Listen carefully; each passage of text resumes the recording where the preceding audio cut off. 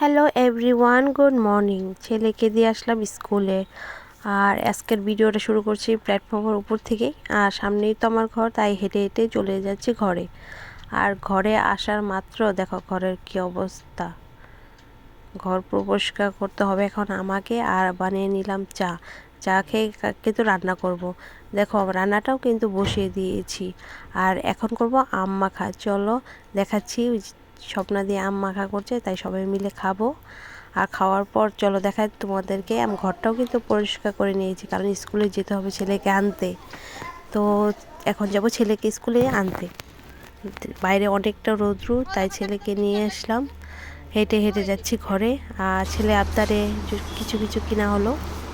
দেখো কি অবস্থা, শরীরটা খুব খারাপ লাগছে। আর কিনা আনা হয়েছিল আইসক্রিম, তাই আইসক্রিম খাচ্ছে।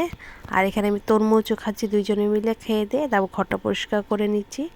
ঘর পরিষ্কার করা মানে ঝাড়ু পোছা মানে সব টুকিটাকি যেগুলো কাজ আছে সেগুলো আমি করে নেব। করে নেওয়ার পর কিন্তু ছেলের আবার স্নান ধান মানে সব কিছু বাকি পড়ে আছে। ছেলের স্নান দানও কমপ্লিট। এখন ওকে খাওয়া দাওয়া করবে। খাওয়া দাওয়া করে অল্প টিভি দেখবে। টিভি দেখার পর ঘুমাইবে অল্প।